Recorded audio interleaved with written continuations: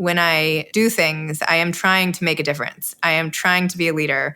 And it doesn't have to be in politics. You don't have to be like that kind of leader. But when this pandemic hit, I had that in the back of my head. And as soon as I realized, like, we're in it now, what am I going to do? I was like, I have to make a difference. I have to help. I have to be a leader in the way that I know how. And that's in my little book world, really.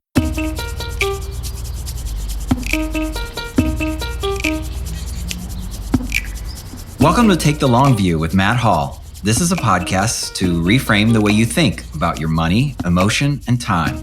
The goal? Helping you put the odds of long-term success on your side. Zibby Owens is a writer and mother of four in New York City. She's the creator and host of the award-winning literary podcast, Moms Don't Have Time to Read Books, and before COVID-19 ran a literary salon with author events and book fairs from her home. Now she has launched many initiatives to help during the quarantine, including an online book club, daily podcasts, a new essay site with original exclusive essays from podcast authors called We Found Time, 2 Instagram live shows, and an online bookshop. Zibby published her first article, a personal essay for 17 magazine when she was in high school, and has been writing ever since. Her work has appeared all over the place: Washington Post, the New York Times, Parents, Real Simple, Redbook, and on and on. She has appeared on Good Morning America, Good Day LA, Good Day DC, and just about every Good Morning or Good Day show across the country you could want to find. Zibby's a graduate of Yale University and Harvard Business School. Zibby has a marketing and branding background, and she currently lives in New York with her 4 children, ages 5 to 12, and her great husband, Kyle. And I'm proud to call Zibby a friend, and I've been on her show. Zibby, welcome to Take the Long View. Thanks, Matt. Thanks so much for having me. You are such a fascinating person for a variety of reasons we'll get into, but I wanted to start by talking about something that I find so peculiar in my own experience. I have had to pull my car over at least once, or I found myself crying one morning while I was shaving and listening to your podcast. And I was thinking, how many times when I listen to other podcasts have I teared up? 0. The only 2 times are times when I've been listening to your podcast. And your podcast is not necessarily a sad podcast. It's a happy podcast for the most part, I think. But Zibby, what is it that is happening in your podcast that you think is touching people? Or is it just me? I hope it's not just you, but maybe you're not listening to the right podcast. I think I have to add some other shows into your queue. No, I'm kidding. I think when I do my show, it's not like a show to me. This is literally just who I am. I am literally just having these conversations the way I would with you, like if we were, at dinner. And I am sort of not afraid to talk to people about really difficult stuff. And people are really open with me in return, and I'm really open with them. And I think sometimes getting that visibility into other people's souls, not to be cheesy, but, innermost feelings and things they might not feel comfortable saying to other people, hearing them say that can touch a nerve and make you feel less alone. And I think either it can make you cry like you matter, or it can help, or it can make you laugh. But it's really just the stuff of life. That's really all it is. It's just the stuff we're all going through all the time, presented in maybe a slightly different, more intimate way. Yeah. Well, for example, you wrote a piece about losing your best friend in 9/11. And you actually read several pieces from different times and reflecting on grief and the experience and your relationship. And it was so beautiful. First of all, if you're listening to this, go listen to that episode. I don't know what the episode number is, but it's such a beautiful, it's you not interviewing anyone. There's no guest. And it was such a beautiful thing to share. And it was unlike anything else I've ever heard. And so I would recommend that piece especially highly, but that's a piece with no guest. That's just you sharing your thoughts. Sometimes I read the essays. I write essays all the time, personal essays and articles and things like that. And a few times I've decided to dedicate a podcast episode just to reading my essays. In that case, I was talking about my friend Stacy, who I lost on 9/11. And since that happened, almost 20 years ago, or 10 years ago, I can't even do any math. See, this is why I need you in my life. I've written about it over and over and over again, the way that people do, and they're trying to sort of work through something in their minds. And losing her was a huge moment in my life that changed everything else. And so I continue to write about it. And of course, it's not just my loss. When I write about loss, it's everybody's loss. So you insert yourself into it. So yes, anyway, I guess, thank you. Yeah, another time I can remember was you were interviewing Mitch Albom, who is most famous, at least I think, for writing Tuesdays with Morrie. But you asked him a beautiful question about his experience doing Tuesdays with Morrie versus his latest book, which I think is called Finding Chica. And he got emotional talking about the difference between those two books. And I remember I was shaving in the morning getting ready, and it stopped me. Like it was such a beautiful moment. It just was stunning. Oh. So I love that you bring those things out. Because I asked him what the difference was in losing Morrie and losing Chica. And now I'm trying to remember. But yes, he started crying, and then I was crying. But now I feel like it's making it sound sappy. Most of the time, people are not crying on this podcast. But yes, there are times of a lot of emotion and people opening up. But I think you have a unique ability to zero in on the juicy stuff. That's what I really like. It's like, and we'll get to this, but I don't know how you do it because you read so much and you have highlighted so many great authors. And you really get to the core of the core. And I think that's just really rare. So let's go quickly away from tears and more to the juice of what you do. If you were, I know we're not going to any parties these days, but if we were transporting ourselves to a normal sort of party scene and someone said, Zibby, what do you do? How would you answer that now? I would probably still say I host a podcast called Moms Don't Have Time to Read Books, and I'm a writer. Although usually I don't feel comfortable saying I'm a writer since I haven't, it's not like I'm a best-selling author or even really an author. So, but yeah, I would say I host a podcast. Although these days I'm doing a lot of other things. You know what I'd probably say? I'd probably say I host a podcast and do a million other things in the literary space. Okay, well, in some ways, it feels to me like you're also building a community and you're shining a bright light on people you see as rock stars. I think I've heard you say before that you consider authors to be rock stars. It feels like there's more than just a podcast happening, like that you're really building some new community or a community I don't see much of. Yes, you're absolutely right. I need to find a better way to answer that question myself. No, you're right. And in another way, I'm also sort of building this little mini media company because now I have a magazine and a podcast and I'm doing all these like little talk shows and I'm trying to build up a bunch of different offerings. But what I'm really trying to do is help readers, help authors, and help moms get through life. So I'm trying to, help as much as I can. Mm-hmm. Yeah, especially during this time where we I think all need all the help we can get. I love in a recent article you wrote where you're giving tips for making time for reading. I really like your sense of humor. You said, hey, read before bed every night. Make it a habit. Yes, I know all you want to do is drink wine, check Instagram, and pass out. That's okay too. I mean, that's usually what I want to do before bed. But I also read. So, I mean, I don't know. I just tell it like it is. I'm a mom. I get it. I'm just I don't know. I don't know. I just try to say what people are thinking. Well, let's go back for a minute because, when I met you, the podcast was still in its early days. What was the original inspiration for starting to build this community and drawing more attention to authors? What got you going? It's so funny the way that this has developed because in a million years, I never would have thought this is where it would be 2 years later. I mean, it started because I had been doing a lot of online essays about parenting that had gotten a lot of traction and a lot of reads. And actually, Kyle, my husband, who you know well, said to me one night, you should really write a book of parenting essays. And I said, moms don't have time to read books. And then I thought, that's funny. I'll just make that the title of my book. But then the people I spoke to about it in the literary community didn't think publishers would find that funny, which has turned out to be basically true.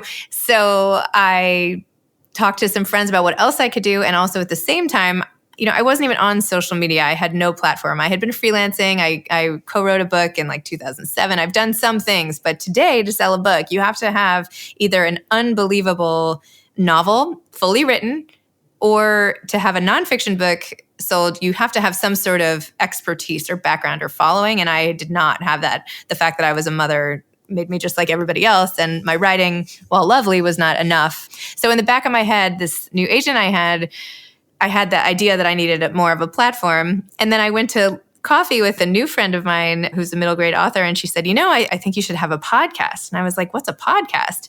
Why would I even do that? Anyway, I went home and I sat on the couch with Kyle and we were trying to find the button for even how to listen to podcasts. And I was like, what would I even do? But because I've always been somebody who always just like tears out magazine articles and I'm always sending magazine articles to friends or things that I think are great, I was like, I'll just read those.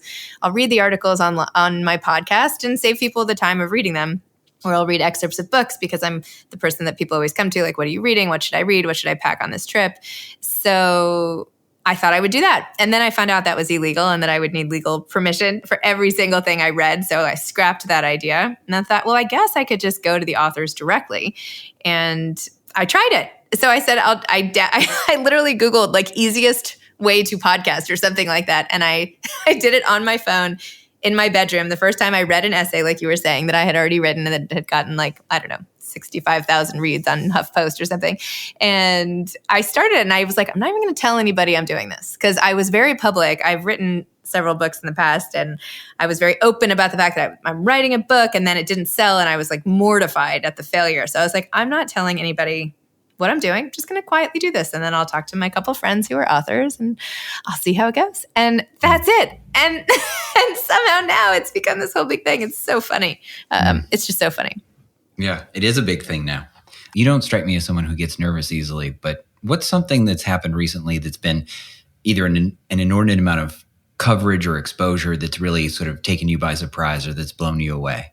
I just interviewed Alicia Keys this week. And I was nervous.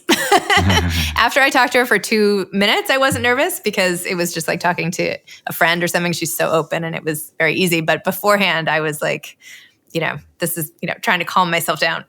Yeah. Okay, so you've had 80 plus, I think, New York Times best-selling authors on your show.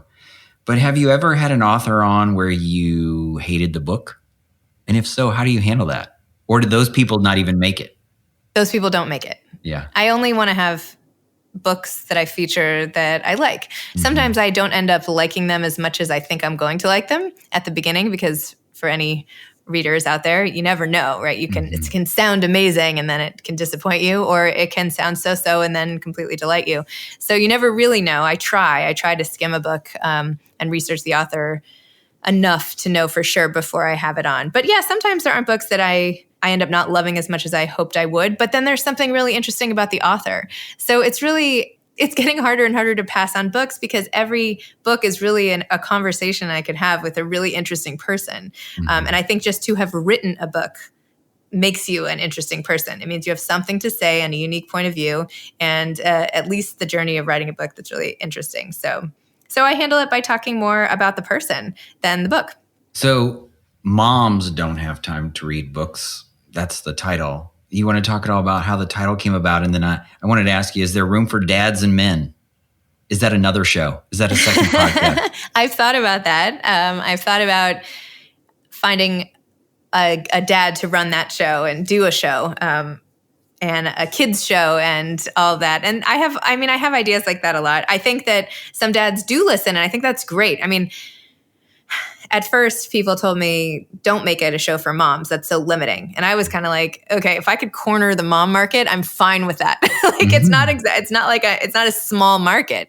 I don't mean to exclude, but it is my point of view as a mom of four. That's just how I look at the world. So it by no means is to exclude people who don't have kids or are dads or anything else. But maybe, who knows? Maybe. I've talked to a few, male authors who I kind of threw the idea past, but right now that's not my next step. So we'll see. It's it's on the list. But the gist of the title is, hey, you're busy. I'm going to help you find the thing that when you dedicate time, you should spend your time on. Yeah. And help you save the time by not reading terrible books and not, decision making is really hard, especially when you're tired and stressed and time constrained. So I'm trying to take some of that pressure off by curating the selection of books.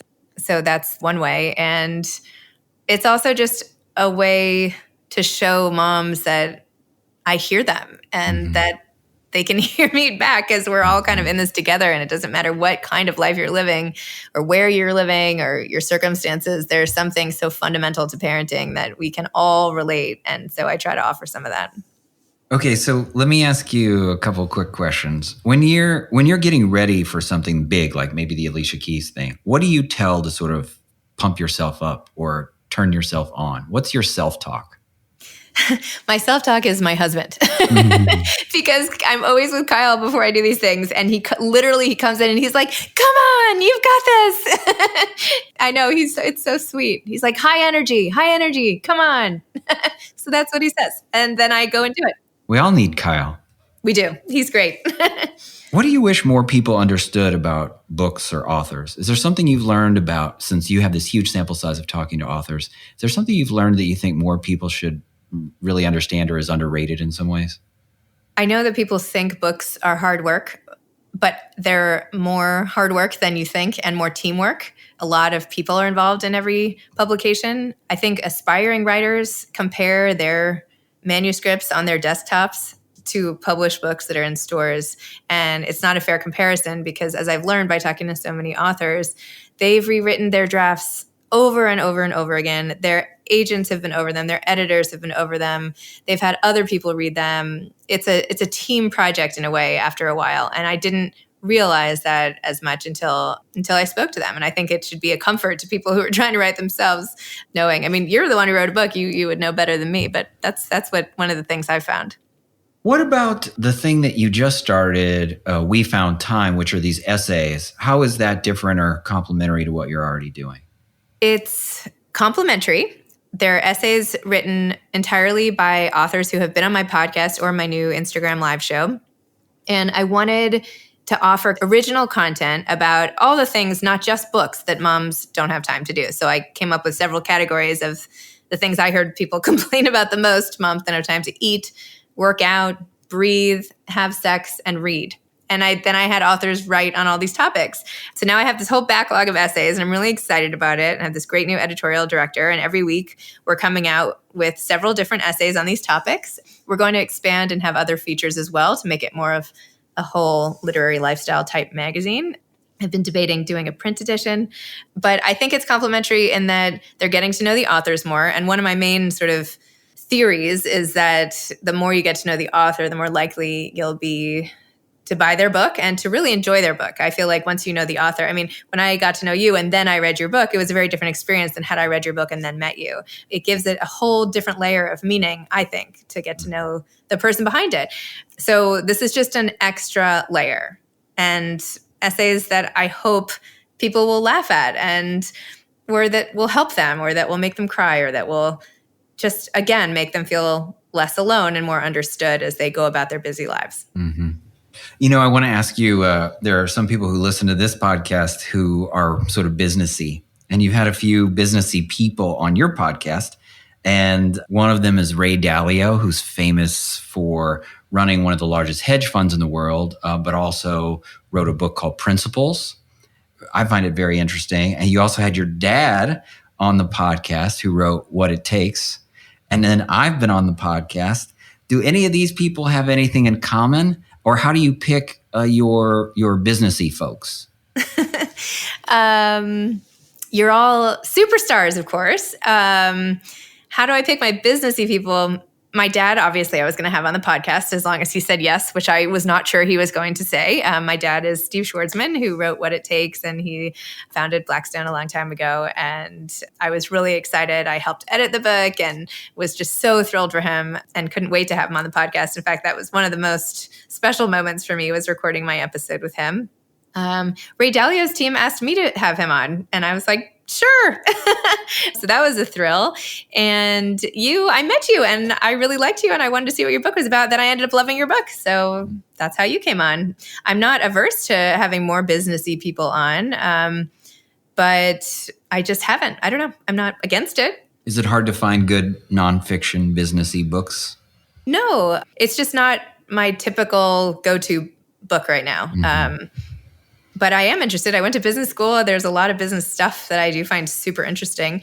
It's just not my primary focus for the podcast right now. Yeah. You wrote a great piece about, I'm not sure what parents intend for us to remember, but I'm going to tell you the things that I remember my dad doing with me, or, sharing with me that really have lasted or stuck. And it's so well done. You want to talk about that for a minute?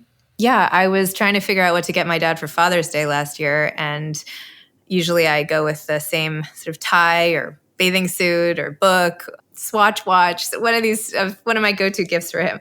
But I was thinking about it and I was reflecting on our relationship and how, as I'm a parent, the things that I wonder what my kids will remember about my parenting, hopefully not the times that I scream and cry in the bathtub and all those other things, but the good things. And I was wondering if my dad even knew what really meant a lot to me growing up. Then I kind of wondered, does he even remember it?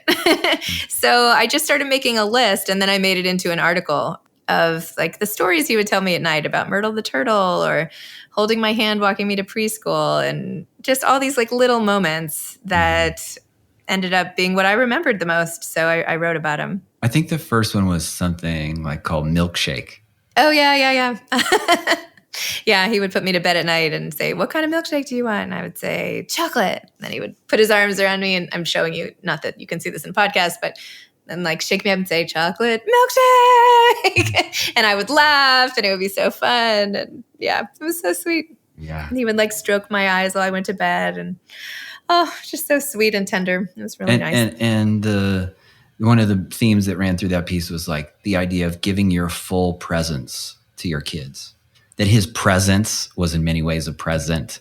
And as you were shopping with your own child, you were talking about sort of whether the moments are perfect or imperfect, the value of understanding that not diluting your full presence is so important.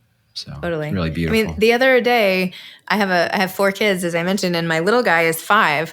And I don't often spend that much time alone with him because we're all together, but it doesn't even occur to me. And the other day we were jumping on the trampoline just for a minute. And he was like, I've always wanted to go on the trampoline just with you. Aww. And that just like made me want to cry. Cause I was like, have I never just been on the trampoline with him? So it's just these little things and these little moments. I could have easily missed that moment by doing 5 more emails, but I didn't. And that's sort of what parenting is all about. Finding the time to stop the emails and squeeze in the really important moments because you never know when they're coming. You're so nice and sweet and empathetic, I feel like, on the podcast and in real life. But you also have an MBA from Harvard. What was that about for you? And how did that time or that work, how does it influence, if at all, what you do now? One of the ways it's influenced me is because while we were there, they must have repeated the mission statement 8,000 times, which was to educate leaders who make a difference in the world. And I think about that a lot because when I do things, I am trying to make a difference. I am trying to be a leader.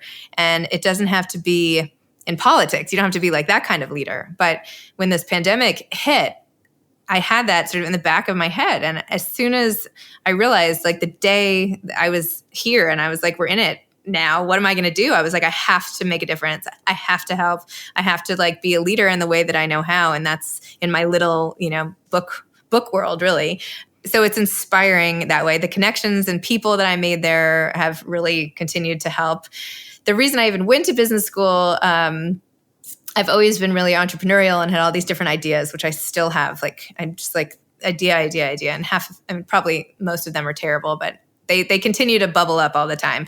And one idea I had was, well, it's not even worth going into, but I had this one idea, and my dad had said to me, like, before you start any business, you need to go to business school. He went to Harvard Business School, and he was a big fan. And I was at the time working in marketing at Unilever, and to get promoted to the position above mine, you needed an MBA. So I figured, you know what? There's no harm. I loved school. I could stay in school forever. I really loved it. I thought about being a psychologist and getting a PhD. And I thought about getting a PhD in organizational behavior and all these other things. But this seemed like the shortest, and it couldn't hurt. So I figured I would try it. And if nothing else, I could, move up in the corporate ladder in brand marketing. And at best, I could have more tools to be an entrepreneur. So that's sort of why I went. Tell me what you're doing when you feel your absolute best. I really love the feeling of writing. I love it. I lose all track of time. I am so immersed and happy and in a place that is very calming for me. I have a lot of anxiety normally, and so I have a lot of energy, and I'm like running around doing all this stuff. But when I'm writing, I'm just sort of centered and sitting and focused. So I love that. I also really love reading. It's the same benefits, really. And yeah, those are two of my favorite things. Well, speaking of writing, you told me once that you have, or I'm going to say this, you have an amazing title for a book called 40 Love. Is this ever going to become a real thing? Matt, I have been working so hard on this book. I am so frustrated. I want to throw it out the window. So I rewrote it 3 times, and I actually sent it out to a few publishers, and it's not quite right for the 5 that I sent it to. But a couple of them had really specific, great comments that if I just could sit down and implement, they even told me other editors that they think would really go for it. But I don't know, the rejections alone of these couple of people, I'm just like, I don't know if I can do it again. So I have this book. It is completely written. There are parts of it I really like. It's emotional, and I think it will help people, but I don't know. I'm not sure. Hopefully, after the pandemic goes away and I can scale back a little bit some of the offerings I'm doing and have a little more time to focus on writing again, I'll do it. But I don't know. It's here. You've got the title nailed. Do you want to tell people what 40 Love means? Well, the book is about falling in love again at 40. And I am divorced and remarried, and I married my kid's tennis pro and my tennis pro, and it's very sort of salacious, and nobody expected me to do that. And it's a trip. It's sort of based on my own life, which is where it gets me into trouble. So I fictionalized it and based it somewhere totally different and ended up developing some characters. But yeah, it's about, starting over at 40. I love 2 stories that I know connected to Kyle and how you met Kyle. One of the stories was about sort of Kyle rejecting giving tennis lessons to your son.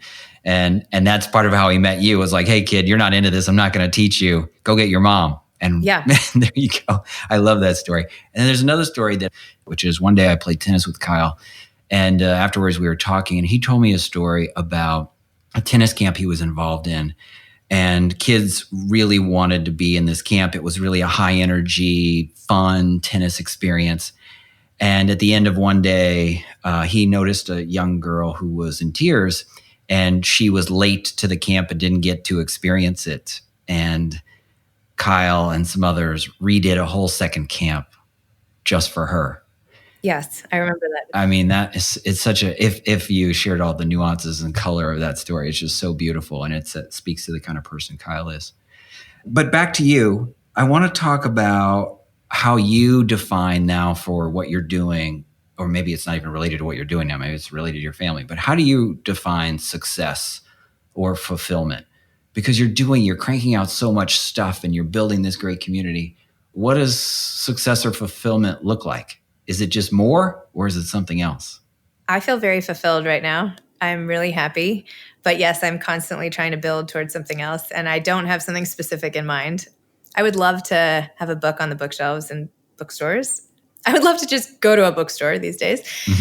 But that is a goal that I haven't crossed off the list yet. So I would really like to do that. Although I do have a new deal for 2 children's books from Penguin Random House. So that's exciting. It's about a girl named Princess Charming. So that's fun at least. But I really would like to get a real book on the shelves. Success, I mean, every time I get an email from someone who's like, your podcast helped me get through the day, or the fact that I watch your IGTV shows is the only thing I do in quarantine that gives me any sort of rhythm, or, this book, you showed me this book and it came into my life at just the right time. It's just what I needed. I mean, it's amazing. So I feel like all these little jolts of satisfaction constantly, and it all fuels me to do more and more and more. And I know that not everything I'm doing is getting a bazillion views or anything, but if I reach one person and I know that they're getting something out of it, I feel really successful. So I just want to amplify that and reach more people. That's lovely. Where do you want people to learn more about you? They can go to my website, zibbyowens.com, ZIBBYOWENS. It has everything. It has the podcast, it has the new magazine, We Found Time, partners, all my COVID-19 branded offerings, my virtual book club, which I'm really excited about. That's where they can learn about everything. And also to follow me on Instagram at Zibby Owens, because I'm always posting what I'm up to. Yeah. What is sort of the best long view example from your life where you've like delayed gratification and it's really paid off? Do you have a great example from your own life of where you've taken a longer view or sort of taken a short-term sacrifice for some longer-term gain? I would say having kids. Yes, that's a good example. I've taken the long view on kids and sacrificed everyday happiness as I muddle through that. No, but in all seriousness, it's like hacking away at some sort of like a sculpture, like a little bit at a time, like trying to get some of these things across to the kids or changing a behavior or all this stuff. And each day it seems like it's just not having an effect. And I just have to keep at it. And then one day it will pay off and I get glimpses that, you know, my influence is helping. But I have to just, you know, think far ahead and not stay in the moment of the kid tantruming or feeling like a failure, and remember that like this is my job and I will make X kid more empathetic or Y kid, you know, more resilient or whatever it is I'm trying to do that day. And I have to be in it. I just have to go for the ride. Have you taught them any lessons either from what you're doing with Moms Don't Have Time to Read Books or lessons about affluence or wealth that you think have really stuck with them? What you've taught your kids either about business or about money? Everything I'm doing is to help people. So I'm always talking to the kids and showing them, you know, when I say I'm going in my room to do a podcast, why are you doing a podcast? Or even my 5-year-old asks, why are you interviewing these people? So I'll just say I'm doing it to help them. I'm trying to help other people. And, you know, even during COVID-19, we'll go to the dinner table and I'll say, okay, well, today I gave money to Mount Sinai Hospital because they're doing really amazing things to help other people. And we all gave money to them today. Surprise. Sorry. So I share with them when I donate to certain places because I think it's really important. And I explain why I've donated and why it's important and why I give of my time and why I'm not doing my whole podcast. All this stuff I'm doing, I'm not doing for money. In fact, I told any small businesses that wanted to be a sponsor, advertise on my show, I just can't in good conscience accept money for that right now with everybody struggling. So I explain that to the kids and that not every job, not every endeavor is about earning money, and that fortunately I can do this as a service and it's something that I love and that I hope they love. And it's so important to give back that I've sort of used all my free time to give back. And also, you know, also it's enjoyment for me, but just the importance of making other people happy and giving back to other people and doing what we can to help others. I like having you on this side of the microphone. I like getting to ask you questions. You do such a good job inquiring about other people's stories. I love hearing people on your podcast talk about their work. Some people are great writers and maybe not as good talking about their work, but you do add a new dimension or a new layer to even books that I may not read. I just love hearing about their method or their process or the way they develop the characters. And I've bought everything from cookbooks to lots of other things that I didn't expect to read because you helped me get interested or added some sort of spice to a story that was enough to stretch me into a new category of the, at this point, online bookstore that I may not have visited recently. So thanks for what you're doing. I think no one else is doing it, especially not the way you're doing it, because it's a different type of leadership. It may not be the type of leadership that everyone who has a Harvard MBA embraces, but I love the way you do it. So thanks for everything. Oh, thank you. That's really, really nice. Thank you so much for having me on your show.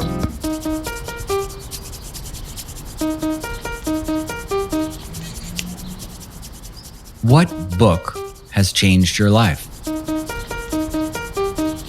Please note, the information shared in this podcast is not intended as advice. The intent is to share meaningful experiences. I am likely not your advisor, nor wealth manager, nor financial planner, and my opinions are my own and not necessarily shared by Hill Investment Group. Investing involves risk. Consult a professional before implementing an investment strategy. Thank you.